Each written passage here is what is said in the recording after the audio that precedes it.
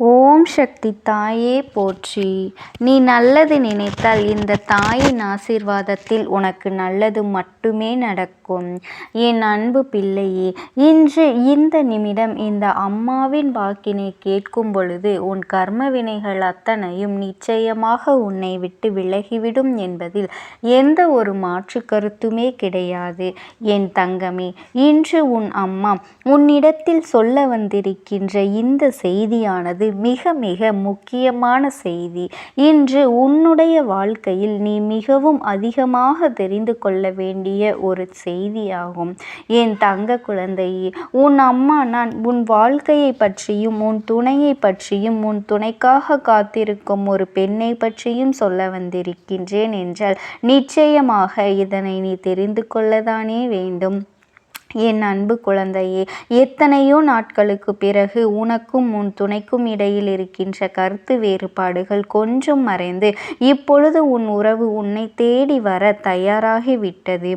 இந்த உறவு உன்னை தேடி வரும் பொழுது நிச்சயமாக என் குழந்தை, நீ இந்த வாழ்க்கையில் இந்த உறவின் மீது நீ வைத்திருக்கின்ற அன்பு இன்னமும் அதிகமாகி வரும் பொழுது ஒட்டுமொத்த அன்பையும் அவர்களிடத்தில் கொட்டி தீர்க்க வேண்டும் என்று காத்து கொண்டிருக்கின்றாய்.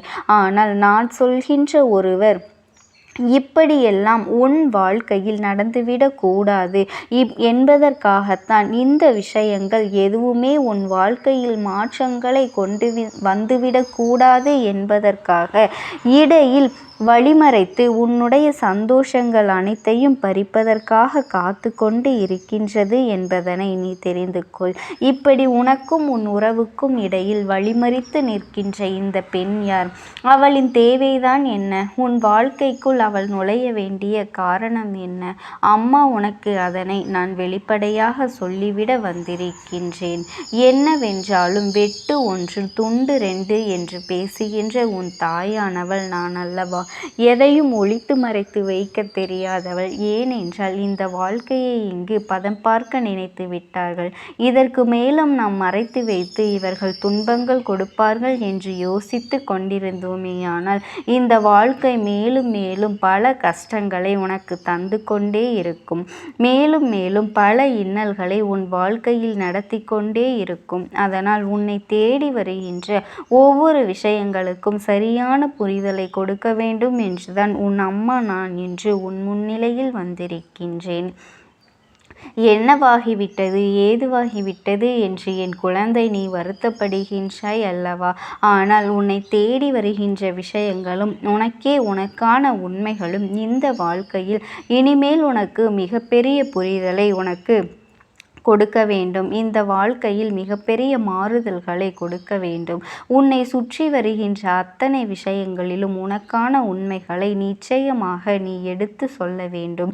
இதையெல்லாம் இந்த அம்மா உனக்கு எடுத்து சொல்ல வந்திருக்கும் பொழுது என்னையே உன்னிடத்தில் பேச விடாமல் தீய சக்திகள் தடுத்து நிறுத்தத்தான் முயற்சி செய்கின்றது. எங்கே உனக்கு இந்த அம்மா நல்ல விஷயத்தை சொல்லி உன்னை நல்வழிப்படுத்தி விடுவாளோ, வாழ்க்கையில் தீமைகள் எல்லாம் சேர்ந்து நடத்துகின்ற விஷயங்கள் உன் கண் முன்னால் கொண்டு வந்து நிறுத்தி விடுவாளோ என்று சொல்லி இங்கே தீமையின் ஆட்டம் அதிகரிக்க தொடங்கி இருக்கின்றது. எந்த தீமை எத்தனை ஆட்டத்தை ஆடினாலும் இந்த அம்மாவின் முன்னால் அதுவெல்லாம் எடுபடுமா? இந்த அம்மா அதற்கெல்லாம் வாய்ப்புகளை கொடுத்து விடுவேனா? நிச்சயமாக நான் ஒரு பொழுதும் கொடுத்துவிட மாட்டேன் என் தங்க குழந்தையே. அப்படி இருக்கும் பொழுது இந்த வாழ்க்கையில் இப்பொழுது உன்னை சுற்றி நடப்பது எல்லாம் என்னவென்று தெரிந்து கொள்ள வேண்டிய நேரம் உனக்கு வந்துவிட்டது. உன்னை தேடி வந்த இந்த அம்மா இந்த வாழ்க்கையில் உனக்கு நடத்த நினைப்பது எல்லாம் என்னவென்றும் நீ சரியான புரிதலை கொண்டு வந்தும் நிறுத்தும் பட்சத்தில் உனக்கே உனக்கான பல உண்மைகளை நான் தந்துவிட நினைக்கின்றேன். எவ்வளவு துன்பங்களை கொடுத்திருந்தாலும் உன் வாழ்க்கைக்கும் உனக்கும் ஏகப்பட்ட கஷ்டங்களை இவர்கள் கொடுத்திருந்தாலும் இந்த அம்மா நான் இருக்கும் பொழுது இதுவெல்லாம் சாத்தியமல்ல என்பதனை நீ தெரிந்து கொள்ள வேண்டும். ஏன் இப்படி நினைக்கின்றார்கள்? இந்த பெண் எதற்காக உன் வாழ்க்கைக்கு குறுக்கே நிற்கின்றாள் என்று பார்க்கும் பொழுது ஒரு விஷயத்தை நான் புரிந்து கொண்டேன். இது பொறாமை எண்ணத்தை கொண்ட பெண். இந்த பெண்ணானவள் ஒன்று உன் வாழ்க்கை துணையின் தாயாக இருக்கலாம், அல்லது உன் வாழ்க்கை துணையின் உடன் பிறந்த உறவாக இருக்கலாம். என் செல்ல குழந்தையை, யாருடைய நடவடிக்கைகள் அம்மா சொல்வது போல இருக்கின்றதோ அவர்கள் தான் இதை செய்திருக்கின்றார்கள் என்பதனை முதலில் நீ புரிந்து கொள்ள வேண்டும்.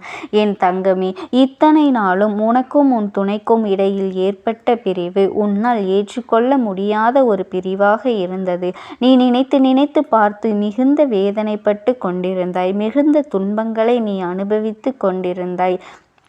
எதுவானாலும் இந்த வாழ்க்கையில் நமக்கு நடக்கக்கூடிய உண்மைகளை எல்லாம் நாம் சரியாக உணர்ந்து கொள்ள முடியாதபடிக்கு என் பிள்ளை, நீ ஏகப்பட்ட கஷ்டங்களோடும் கண்ணீரோடும் கவலையோடும் இருந்து கொண்டிருந்தாய். அப்படி இருக்கும் பொழுது உனக்கு நடப்பதை எல்லாம் உன்னால் சரியாக புரிந்து கொள்ள முடியவில்லை. நம் துணைதானே, நம் வாழ்க்கை தானே, அவர்கள் மட்டும் தானே எல்லாம். அப்படி இருக்கும் பொழுது அவர்கள் நமக்கு இப்படி ஒரு துன்பத்தை கொடுக்கலாமா என்று சொல்லி என் குழந்தை, நீ மிகுந்த வேதனைப்பட்டு நின்று கொண்டிருந்தாய் அல்லவா? உன்னை தேடி வரும் பொழுது, நான் உன் முன்னால் ஒரு விஷயத்தை நடத்தும் பொழுதும் இதையெல்லாம் நாம் என்னவென்று தெரிந்து கொள்ள வேண்டும். என் தங்க குழந்தையே, இந்த அம்மா வாழ்க்கையில் உனக்கு என்ன நடத்துகின்றாள் என்பதனை நிச்சயமாக நீ உணர்ந்து கொள்ள வேண்டும். உன்னை தேடி வந்தும் நான் உனக்கு கொடுக்கும் பொழுது இதையெல்லாம் நீ சரியான புரிதலிலும் சரியான தெரிவோடும் அறிந்து கொள்ளும் பொழுதுதான் இந்த பெண்களினுடைய சூழ்ச்சிகளானது உனக்கு காரணம் தெரியும். உனக்கும் உன் துணைக்கும் இடையில் அந்யோன்யம் அதிகமாகத்தான் இருக்கின்றது. இருவருக்கும் இடையில் எத்தனை பிரச்சனைகள் வந்தாலும் அதை தீர்த்துவிடக்கூடிய நிலையில்தான் நீ இருந்து கொண்டிருக்கின்றாய். ஆனாலும் என்ன செய்ய முடியும்? இது போன்ற பெண்கள் உள்ளே நுழைந்து அங்கே கலகத்தை மூட்டும் பொழுது எந்த பக்கம் சாய்வது என்று தெரியாமல், யார் பேச்சினை கேட்பது என்று புரியாமல் ஐயோ என்று விலகி சென்றவர்கள்தான் உன் துணை. இப்படி ஒரு வாழ்க்கையை வேண்டாம் என்று நினைக்கின்ற அளவிற்கு இவர்களின் ஆட்டம் அதிகரித்து விட்டது. என் குழந்தையை, பொதுவாகவே நாம் சந்தோஷமாக இருக்கின்றோமா இல்லையா? நம்மை சார்ந்தவர்கள் சந்தோஷமாக இருக்கின்றார்களா? அவர்களுக்கு கிடைத்த வாழ்க்கை நிம்மதியாக வாழ வேண்டும் என்று நினைப்பதுதான் நல்ல உறவாக இருக்க முடியும்.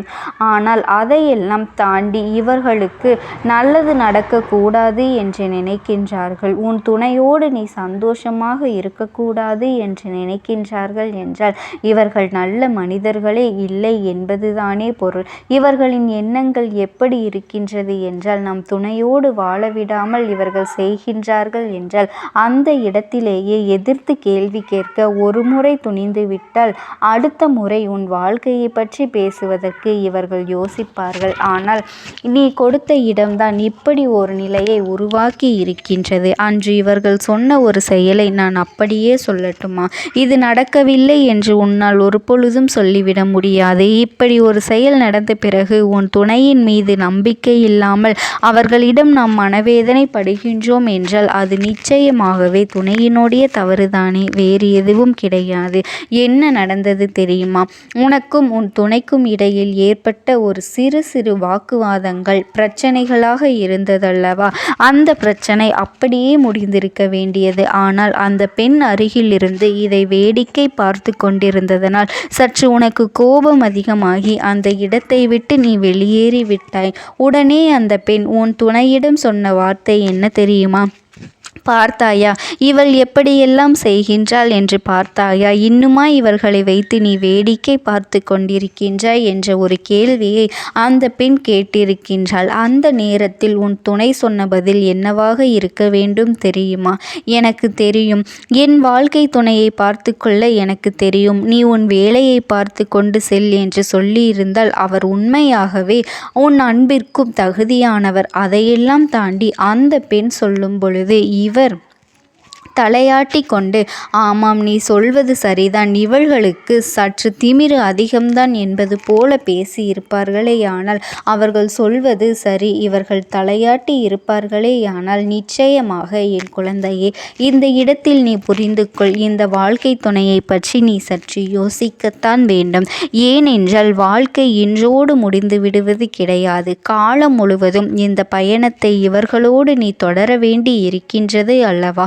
காலம் முழுவதும் இவர்களோடு நீ கடந்து செல்ல வேண்டி இருக்கின்றது அல்லவா? அப்படி இருக்கும் பொழுது என் குழந்தை, இதையெல்லாம் நீ உணர்ந்து கொண்டு உன் வாழ்க்கைக்கு தருகின்ற விஷயங்களை எல்லாம் என்னவென்று நீ புரிந்து, நிச்சயமாக என் குழந்தை நீ இதை உணர வேண்டும். என் தங்க குழந்தையே, இதை நீ உணர்ந்து கொண்டாயானால் உன் வாழ்க்கை நிச்சயமாக மகிழ்ச்சியாக இருக்கும்.